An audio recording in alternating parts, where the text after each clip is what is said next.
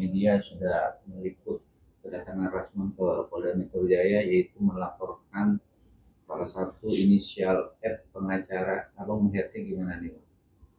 Ya, saya terus terang belum tahu pasal yang disangkakan ya itu dilaporkan itu atas dugaan tindak pidana apa ya.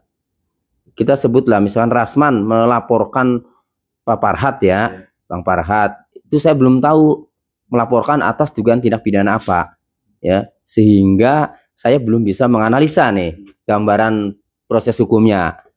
Nah, tapi misalnya ya, kalau yang dilaporkan itu adalah pencemaran nama baik ya lewat elektronik atau ITE, ingat nih, kalau yang dilaporkan itu pencemaran nama baik ya, kontennya melalui pemberitaan baik televisi ya maupun YouTube, maka tidak lepas dari media televisi dan atau YouTube dalam pemeriksaannya. Karena konten barang bukti yang disampaikan ya, barang bukti yang disampaikan itu kan konten berita atau konten dialog, konten program acara. Misalnya di Rakyat Bersuara atau Interupsi misalnya. Nah, sekarang Pak Rasman mempunyai bukti apa? Kalau Pak Rasman mempunyai bukti apa kalau Bang Farhat ini dituduh melakukan pencemaran nama baik? Kan yang dia punya pasti konten dialog itu, konten program itu. Nah berarti ya pada saat prosesnya itu pasti penyelidik itu pasti mengkonfirmasi konten itu kepada siapa? Kepada yang menerbitkan dialog itu, yang menerbitkan acara itu, ke iNews misalnya, harus mengkonfirmasi. Nah, itu akhirnya ya menjadi menjadi terbawa medianya. Terbawa gitu loh medianya. Nah, pertanyaannya kan akhirnya melibatkan media ya. Pertanyaannya bisa tuntas tidak? Ini kita belum bicara materi ya, karena saya tidak tahu kalimat apa ya yang dituduhkan itu, kalimat apa kan saya nggak tahu. Tetapi secara umum ya, kalau melaporkan pencemaran nama baik yang barang buktinya itu dari sebuah berita ya, pasti perusahaan beritanya itu atau televisinya itu pasti dimintai keterangan, memastikan apakah konten ini benar, punya televisi itu memastikan benar asli atau tidak, kan itu panjang prosesnya. Menurut saya sih sia-sia itu, buang-buang waktu itu. Kemarin juga ada ada video saling menelpon, saling berargumen saat itu, dan ada kata-kata kotor. Dan akhirnya Farhat melaporkan Rasman gara-gara VR itu. Nah, kalau yang Bang Farhat melaporkan Rasman, saya tahu tuh ya, karena Rasman ya mencaci Farhat tuh kan ya lewat audio itu, bukan ini, bukan video, bukan audio, rekaman ya, rekaman. Nah, itu yang dilaporkan Bang Farhat ya, konten itu. Nah, kalau itu kan langsung tuh ya, langsung kan. Nah, kronologinya itu kan menurut keterangan Bang Farhat, Pak Rasman yang telepon Bang Farhat kemudian langsung marah-marah, mengeluarkan kata-kata yang tidak pantas kan itu.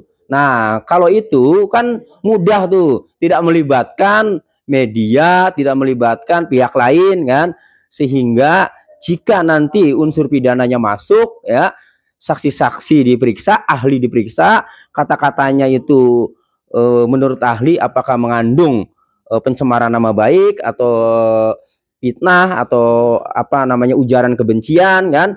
Nah, kalau memang menurut ahli bahwa ini unsur pidananya masuk, maka dengan sangat mudah itu Rasman nanti dimintai keterangan atau diperiksa tanpa melibatkan pihak ketiga, tanpa melihatkan pihak lain. Kalau posisi Bang Farhat melaporkan Rasman, karena barang buktinya itu kan rekaman suara itu kan, itu. Nah, tapi kan nanti kita lihat lah ya, bagaimana, apakah memang kontennya mengandung unsur pidana atau tidak. rekaman audionya itu ya yang dijadikan barang bukti itu kan mengandung unsur pidana atau tidak kan itu.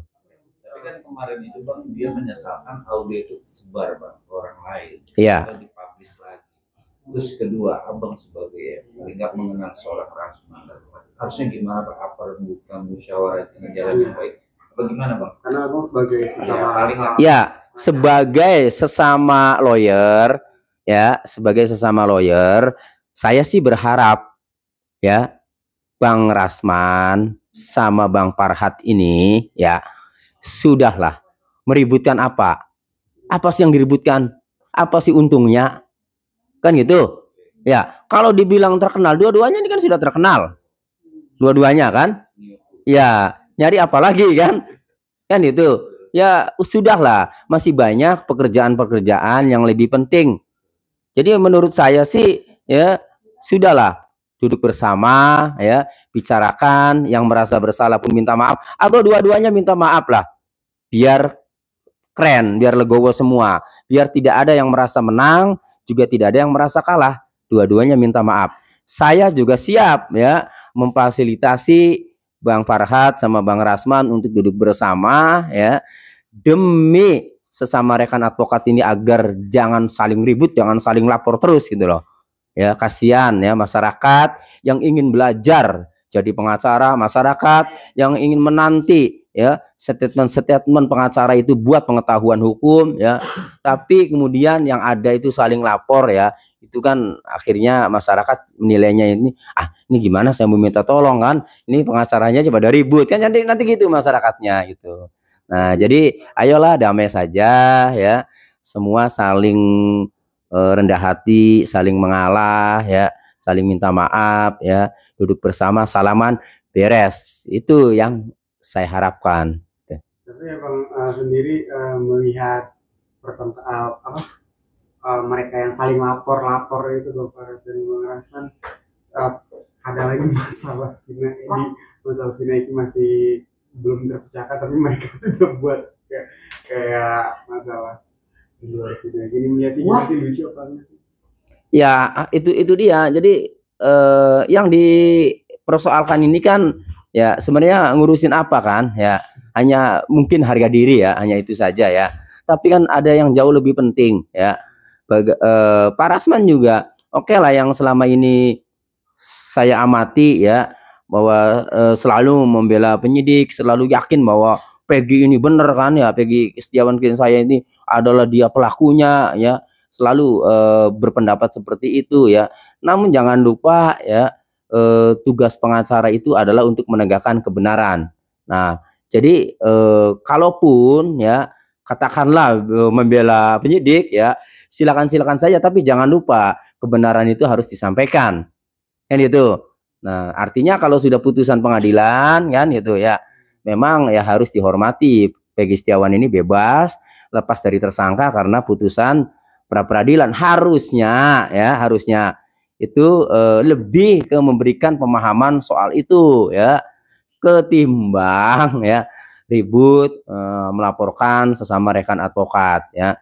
Kalau Bang Farhat memang jelas sudah ada pekerjaannya, sudah ada kuasanya. Nah, bentar lagi sidang perkara peninjauan kembali saka tatal kan itu. Jadi ya lebih baik ayolah cari kesibukan ya yang kira-kira bermanfaat buat masyarakat. Kalau memang masing-masing punya pekerjaan ya sudah fokus saja, tidak usah menanggapi ya yang membuat satu sama lain saling terpancing kan itu. Nah, itu membuat malah makin panas. Bicara panas, dia juga melaporkan seorang netizen atau seorang kreator yang membuat dia gimmick-gimmick yang tidak pantas itu disamakan sama salah satu bulan binatang.